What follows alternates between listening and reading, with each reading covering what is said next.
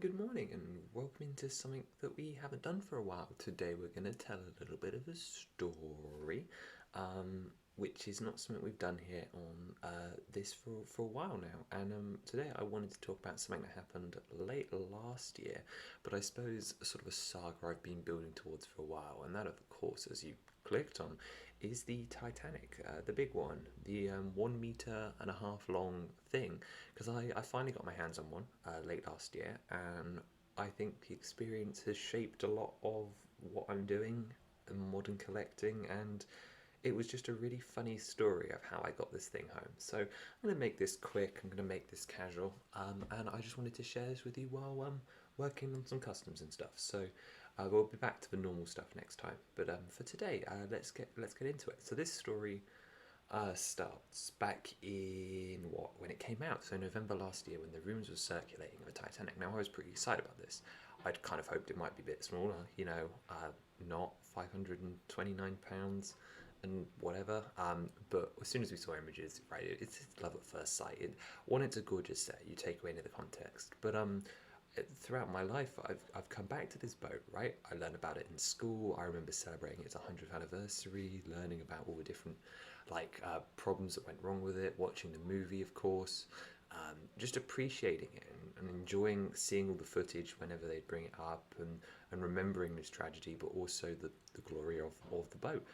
And it was sort of one that I never thought they'd actually make as well, I guess. So when it did come around and the angles looked so impressive and it was overall so well done, it was a no-brainer, right? I had to have it. 520 is nothing for an art piece like that. So the saving began, and the months went on. So obviously I just bought the Colosseum, and we get to about February, March, and I start thinking, well, okay, I've got the money, now when am I going to buy it? And I'm like, well, I'm spending that much money, I'm going to get a promo, right? So then the waiting game really began, was for a promo. Around this time I'd talk to friends and they'd go, where are you going to put it? And I'd go, on the shelf. And they were like, how long is it? Is it going to fit? And I said, of course it's going to fit. Until I actually measured the shelf and realised it would not fit on the shelf. I had nowhere to put this giant thing. But that wasn't the real problem, because the real problem was that it was out of stock on .com and in most of the stores anywhere near me. Every time I'd go near a town that had a store, of course, I'd check to see if it was in stock. But no, this was a really popular set that did not stay in stock for very long. So promo and promo went by, right? The April promos went, so stuff like the Cardboard Cosmic Adventures, that came and went. The Child's Amusement Park came and went. The Easter promos came and went, right? Like all ones that I was not able to get when it came to a time. And it became this routine of every day would I check and whoops, so Titanic's not in stock. Oops, nope, Titanic's not in stock. And it got to the point where we started to panic, because August 1st, of course, the price rises came in. The Titanic went from 529 to 579, which is a huge, ridiculous jump that the set did not need to make, although nowadays feels fairly sensible. But it became a real worry. And the price raise came and went without the thing so much as coming in stock online.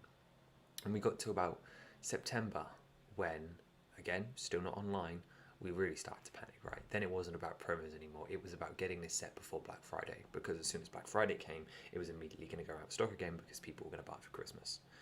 And it was just, I need to get this set. How am I going to get this set? Now, towards the end of September, I went on a business venture with where I work, which is none of your business, and that resulted in me in staying for about a week or two in about an hour away from Cardiff.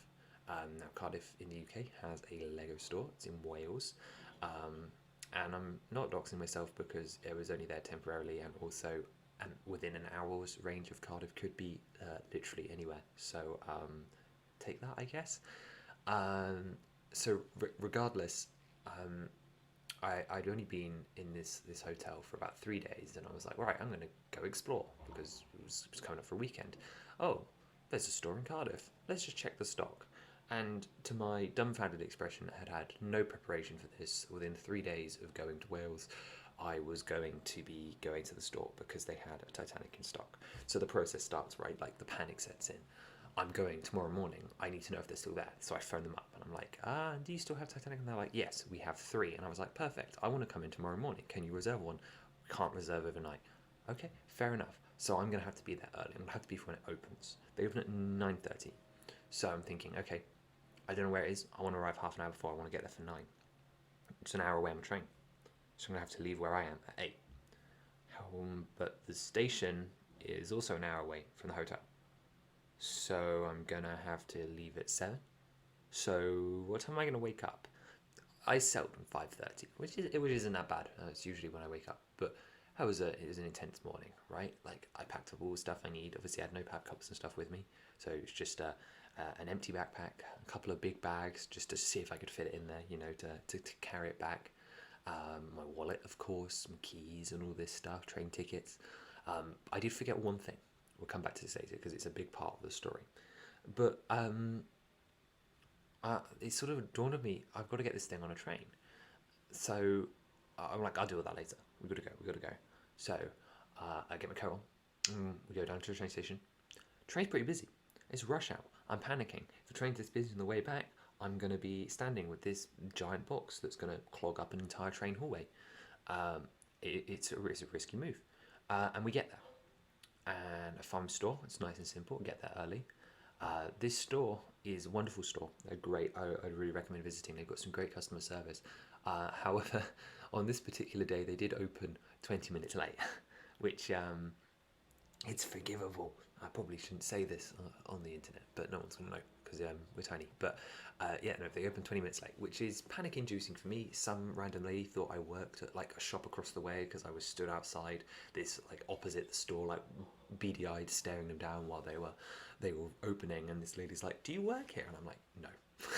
I'm staring away from whatever store I'm stood by. It's quite interesting setup. Okay, but we go in and I beeline straight for the desk and I'm like, I would like a Titanic. And they're like, fantastic, we'll get one in a brown box for you. And I said, okay, cool, I'm gonna go browse. Now there were some promos running. Of course, there was the sandwich shop and the pirate accessory VIP pack, which were great freebies. I also had exclusives on my mind because Big Bad Island had come out in August.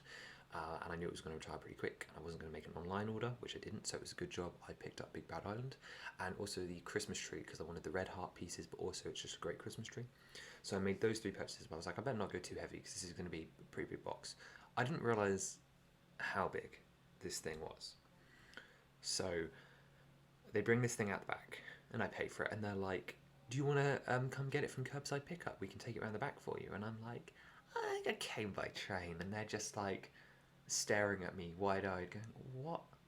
I'm like, yeah, it'll be fine. So I try to pick this thing up and I'm like, oh yeah, I can get this comfortable. Now bear in mind, it's like wider than me, it's deeper than me, it's ridiculously heavy. I think it's about 13k.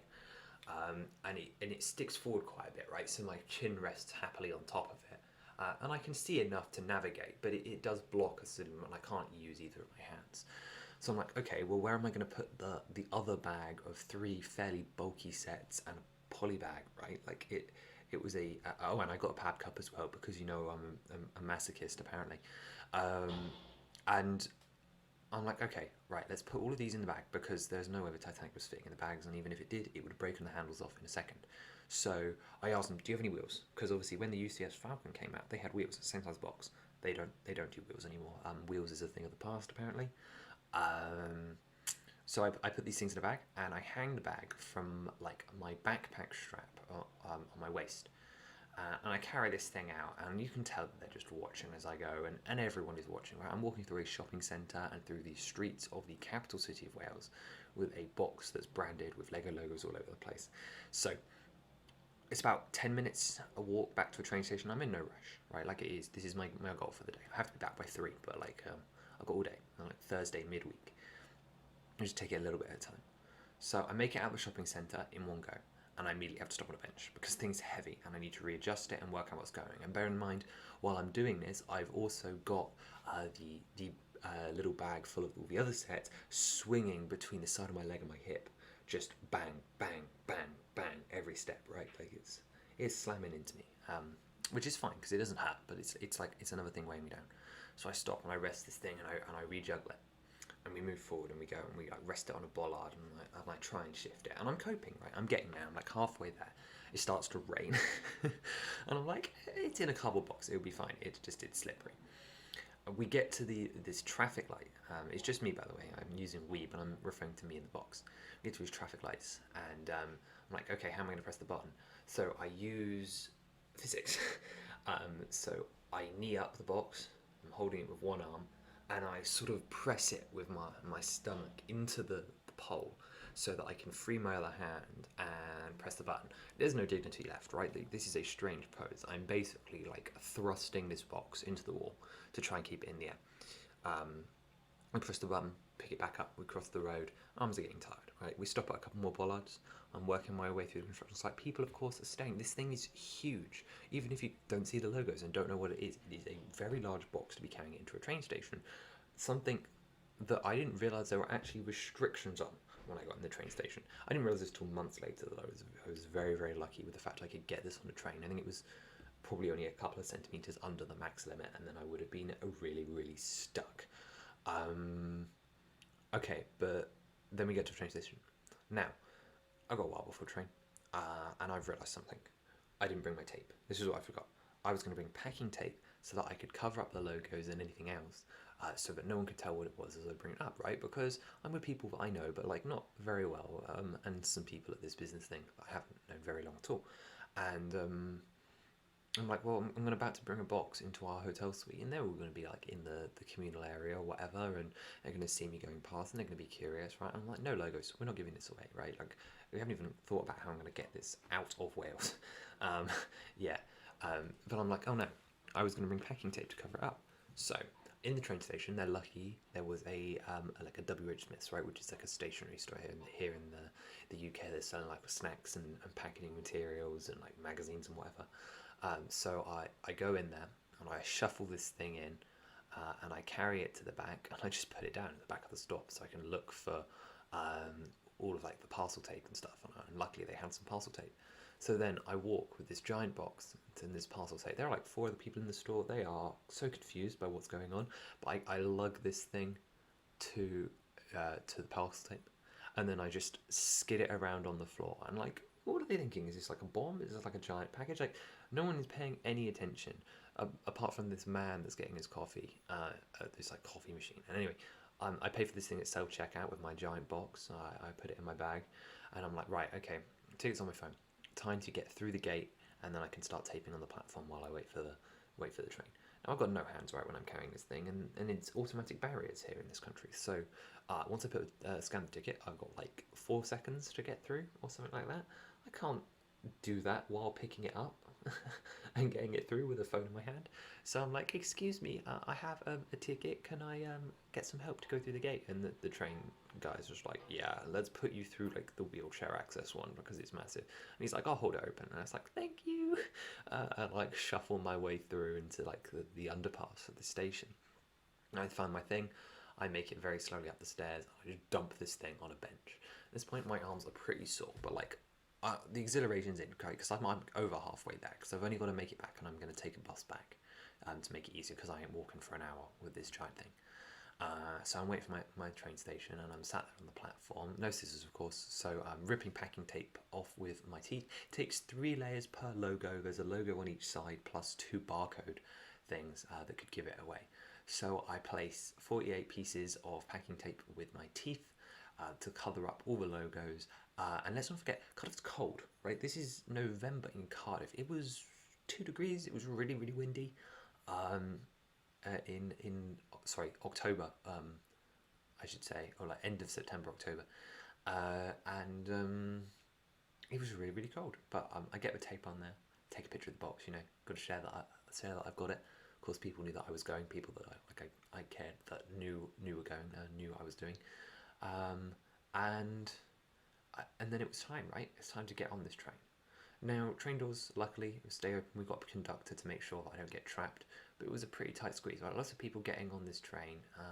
It was a pretty empty train, but I needed to find a luggage rack, so I had to take like the luck of the carriage, because there's no way I'm taking this thing down the aisle or anything, or sitting at a table. No, it's got to go on the luggage rack. There's like 10 people trying to get on the door with me. I'm like the fifth one on. So you've got people behind me while I'm trying to rotate this box to get it on the luggage rack. It does not want to fit. I have to rotate it 3 times, and then luckily in the last orientation it's slightly flatter on one side, so I'm able to like squeeze it in the gap and shove it on there, and I sit in the chair in front of it with my eye on it, and this woman is just chuckling at me on the other side of the aisle. She's laughing, and I'm like, ha ha ha, don't steal my box. Not that they could make very far because it's a pretty heavy box. Um, Regardless, we get to the other end. I get off. Luckily, I'm at a nice station. I've got plenty of time. I get off, and my arms are really going now. And it's like, oh, this thing's heavy. And I've still got the other one trailing from my coat. Right? It is raining properly. I'm running out of the station. The box is getting splashed. I get to the bus station. Bus in 2 minutes. Bus doesn't show up. Bus in 10 minutes. Bus doesn't show up. It was about half an hour of just sitting this thing next to a puddle in a bus stop with like 10 other people, and I'm like, please don't look at what I'm doing. Okay, bus comes up, I get it on, I put it in like the big space at the front, um, and as I'm lowering this thing down, you know those things that like dangle from buses, I bonk my head into one of those. The old man behind me laughs. I don't know what's wrong with people in this country sometimes. And then I stand up, right, like I'm fiddling with it. I stand up and then I hit my head into one of the ceiling bars as well. So the price of being tall and bending over a giant box is clearly really, really extreme. Following this, I got off the bus. And I to stop, so I stopped like 5 times in the Cardiff portion of the journey. On like the 200 meters from the bus stop to the the building where I was staying, I stopped 7, 8 times. Almost every bollard that I saw, the floor sometimes, any trees, I could press it up against a bench, right? It was becoming a real strenuous activity to lift this giant box all the way. Editing me wishes to interject that this actually gave me bruises on my arms for weeks, and my arms were actually shaking non-stop for 2 days. I really did some damage. I won't be lifting something like this again for a while because I actually hurt myself, I guess. But no, what we mean is my arms were physically shaking, no, even when I wasn't holding things, and it was painful, but worth it. I'm on the 3rd floor, so I put it on the floor and I push it like a curling stone into the lift. And there's just a guy in the lift, and he's like, "What floor are you going to?" And I'm like, "The 3rd floor." And he helps me with the door because I'm clearly suffering. But we get to the 3rd floor, and at this point I given up. Right, like I'm just scooting it on the floor. There's no lifting. I just push it and I push it and I push it. And I was right. It was a good job I covered up the Legos because some people were in the corridor of our little area. And they were like, "What's that?" And I'm like, "None of your business." And I shoved it into my room. And that was the first part of the journey done. Now, getting this thing out of the country was more difficult because I had to get it back to England. So what I did is I decanted it out of the box. Luckily, I had some people that were visiting me while I was staying up here. So I said it was a couple of weeks. And I forced them to take the cardboard box home with them because they had a car. And then when I went back home on the train, a couple of weeks later, I took a big duffel bag full of all of the bags of the set, pretty much loose, right? So I just had like 60 odd Lego bags in this one duffel that I took on a train with me, which was terrifying and heavy and just so big. There's so many. The set's huge. And eventually, by the time everything was reunited, it's Christmas. So I started building the set on Christmas Eve. And it took me, I spaced it out right, like I wanted it to be a slow and enjoyable thing. I spent a lot of money on it, 3 or 4 days, but I wasn't working solid each day, but it was pretty much the main thing I was doing. And anyway, the build process is gorgeous, right? The first section is amazing, the second section is a little less amazing, pretty repetitive. Third section, also amazing. I'd still say that the first is the best, but it's pretty close between the first and the third. But I think no matter how many times you see it in person or anything, it never really sinks in until you actually build it yourself, just how huge it is. The box is huge. The amount of bags, huge. The actual set, wow. What a special model. They really went above and beyond. It truly is pretty much perfect, right? It's one of my top 5 favourites, just ever. It's an amazing piece of architecture with all of the small details and the angle work. Everything about those first 12 bags is just pure intrigue and magic. It's wonderful. As I said, the middle is slightly less so, but it is still fantastic from start to finish. You've got all the information, the right amount of lifeboats, and everything's on there. And it looks fantastic. Now, as I mentioned, I don't actually have enough space for it, so it is sitting jauntily on my desk with its nose hanging off the edge, which is not safe because it's a metre and a half long. All of the cross sections as well, fantastic, right? The splitters is great. Putting the thing together, right, like that last bag of doing all the little bits, like the engines and all the telephone wires, right, and sliding it all in, increasing the tension, putting like the locking keys in, and building the nameplate. There's a moment that's never going to leave me, right? Like memories can be triggered by sounds and feelings, right? And just I get this overwhelming nostalgia from that already, and it's only been a couple of months. But on a different note, it also did something else. And I don't know if it's because it's big or because now it is just really apparent that I do have a large collection, but it sort of changed the way I wanted to display and also collect. So it hasn't stopped me from collecting. It hasn't like dwelled my passion any much. In fact, it's probably given me more urgency to buy more nonsense.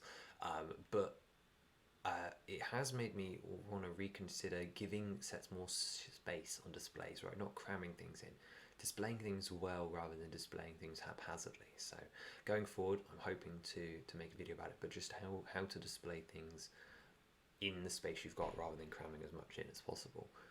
It's also given me like not like a pressure, but it has given me this. There is this constant awareness of just how much it is and how unorganized it is, just in the back of my head, right? Like it's this little tiny mind thought that I come back to now and again. That's like there's so much of it. I have so much of this one thing now. It's kind of scary, but beyond that, it's just been great, right? Like it's made me be a little bit more selective. It's made me be a bit worried about storage and stuff, but I've got the space. I'm enjoying it still. I've just got to get past this little hump in the road. But overall, even that I would say has been useful, right? It's been an eye-opening experience. So, in the long term, I wouldn't trade it for the world. And thank you for listening to my story about how I got there. And I hope you found it entertaining. And I will see you next week. Bye bye.